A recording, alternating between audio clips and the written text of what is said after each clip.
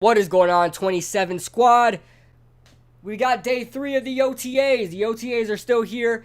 Day 3 out of 10. We're going to be going over it real quick. We have a lot to talk about. As far as day 3 goes. We got a lot of answers, a lot of questions that were answered. A lot of guys are stepping up today, especially from the wide receiver position. So let's get right into it. We're going to start off with Dan Solomon's article here on Giants.com. He's talking about the players of the day. By the way, also over my voice, I'll have the highlights as well. So by the way, guys, leave a like if you guys enjoyed the video and subscribe for all Giants news and NFL news alike. So Golden Tate is first on the standouts here, and he has been making his presence known here in the Giants facility at Quest Diagnostics Training Center, and he has been making chemistry with Eli Manning. That's exactly what we wanted to see. He was able to receive a perfect strike from Eli down the middle of the field in a tight window during blitz period. I guess that's when the defense purposely blitzes and see how the offense can react to it.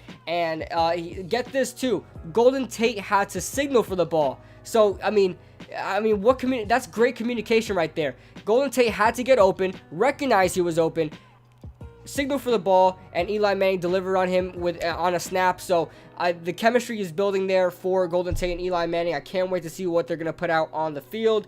Next, we move on to Bennie Fowler. Bennie Fowler has been looking really good, especially today. I talked about this during the wide receiver previews. That's going to be uploaded on Saturday because I got some stuff going up on Friday, tomorrow. So the wide receiver previews are going to come out on Saturday. But Bennie Fowler, I talked about him quite a lot in my previews, and I was saying this guy can possibly make a run for being a number 3 to number 4, and he's showing that right now. During the 2-minute drill, Manning lofted a ball down the right side of the end zone, and Fowler secured it over the defender while tapping both feet in bounds for the score. Great job by Bennie Fowler right there, and obviously he's working with the first team because he's working with Eli. So then Bennie Fowler also caught a touchdown from Daniel Jones in the goal line. So I mean, and that one was recorded as well. So Bennie Fowler's looking good right now. Props to Bennie Fowler. And next up, we have some questions that were answered here. I heavily criticized Darius Slayton, especially in my wide receiver preview, and if you guys have asked my opinion on him before, you guys have heard me say that I'm very critical of Darius Slayton. I'm not too high on the pick because he has all the things you want in a wide receiver. Yes, he has that new school wide receiver prototype build that you want. He runs a 4.40, so pretty decent, very decent actually if you ask me. It takes the top off the defense if you ask me.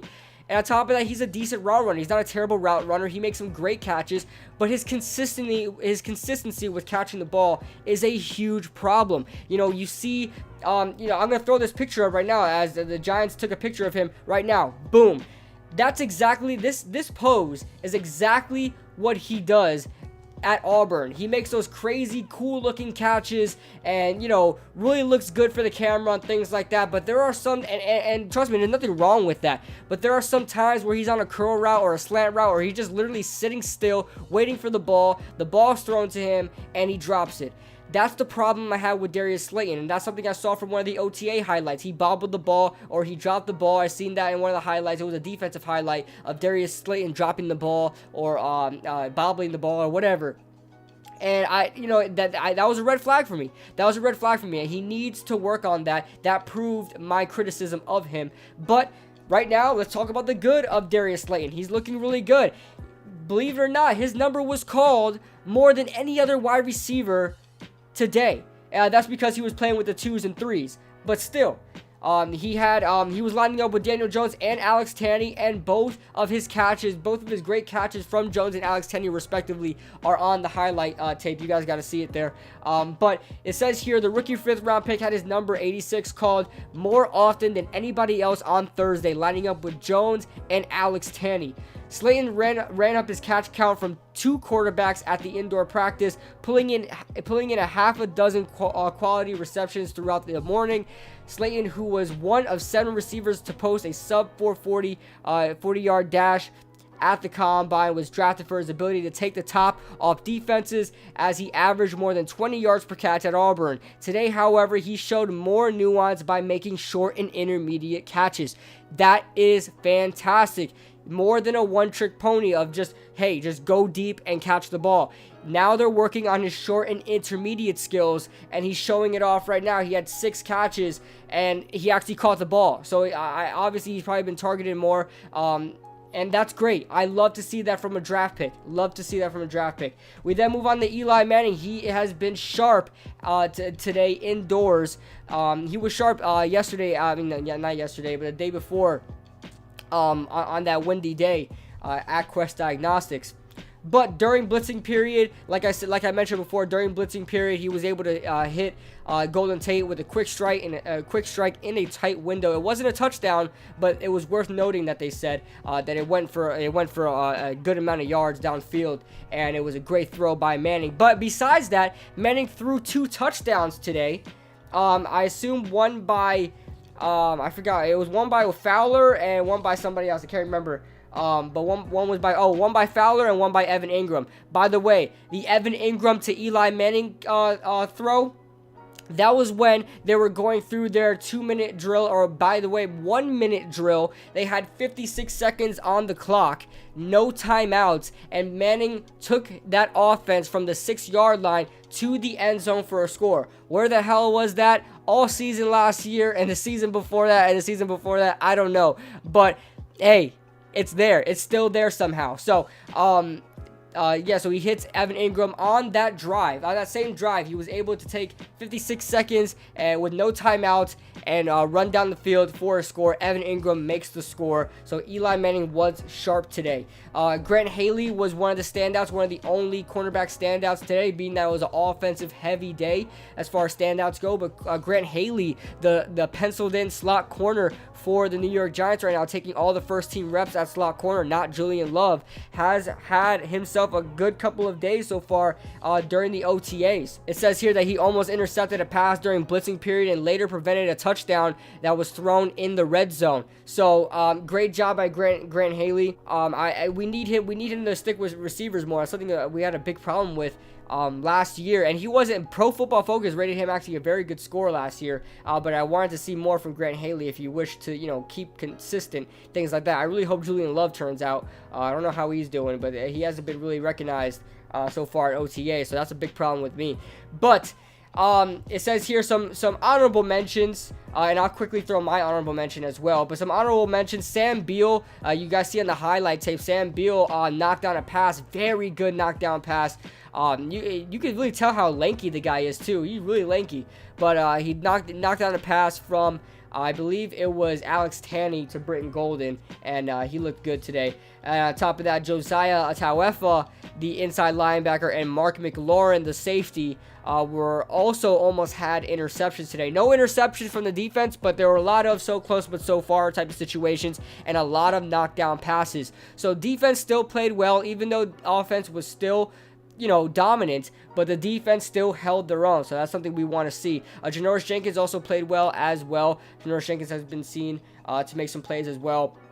And quickly, I want to highlight from what I've seen from the highlight film. I want to highlight Daniel Jones. He's absolutely killing it right now. Now, the first OTAs, when I was looking at the highlights, Daniel Jones threw some sloppy balls. There were a lot of incomplete passes for the defense, and it was a highlight for the defense. But today and yesterday, it was a highlight for the offense. Daniel Jones is throwing absolutely beautiful balls. I mean, Eli Manning's never been a really good thrower of the football. He's never been a natural thrower of the football. He's never been really one to spiral the football. But Daniel Jones is putting so much great touch, so much great finesse on those balls, and they're just perfect spirals. You guys got to see it during the highlight tape. But it looks great. It honestly looks great. Daniel Jones is really looking good. He's really looking good in OTAs. I thought he would struggle more, honestly. He's throwing touchdowns. He's throwing in tight windows. He's really looking good. And I know it's all practice, but this is against NFL players. He's not against college players anymore. These aren't college players anymore. These are actual players. So, great job by Daniel Jones. I'm really excited to see what he's going to bring to the table.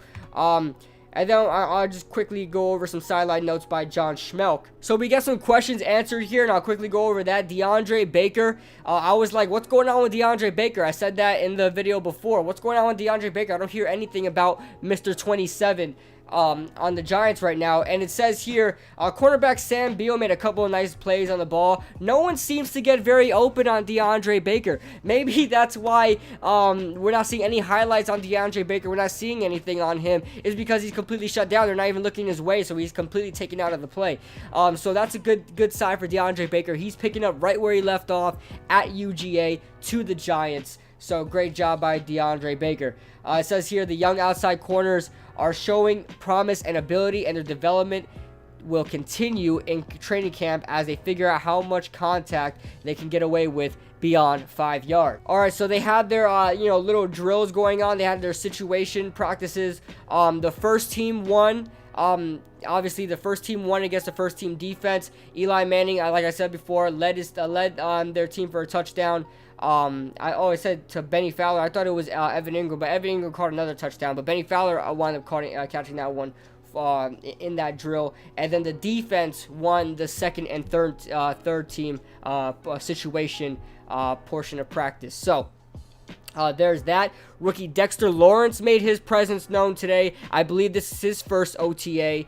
And during blitz period, he was actually lined up as a 3-4 defensive end, which is exactly where I thought he would be. I know there was a question where, what if the Giants put him at nose? Where are they going to put Dalvin? Where are they going to put Dexter? So Dalvin's probably going to stay at nose, and Dexter is going to just go to 3-4 defensive end. Honestly, it's probably because he wants to drop down to 315. I don't know if he's really gonna get there, but hopefully he does. I try to be like that Quinn and William type guy. But yeah, it's looking good right now for Dexter Lawrence. It said that he made his presence known during blitz period. Then another note here says that the undrafted rookie Jake Carlock. A lot of you guys have been talking to me about Jake Carlock, the defensive back.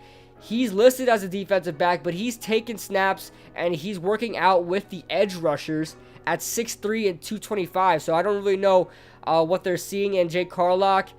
Who knows? Maybe blitz period, they really liked the way what he was doing, and they put him out edge rusher. I don't know. Maybe they were that desperate at edge rusher that we're getting defensive backs to edge rush. But it is what it is so far. I don't know what's going on with Wayne Gallman. Let me know, guys. I think he's probably still injured. Is he injured? I'm not sure. But it says here for running back, Saquon Barkley obviously took the first team reps. Rod Smith and Paul Perkins split the second team reps, and Jonathan Hillman, the undrafted rookie from Rutgers, took the third team reps. So there's that. That is the wrap up for Giants OTA number 3. Let me know what you guys think in the comment section below. Leave a like if you guys enjoyed. Subscribe if you guys are new, and I will see you guys in the next video.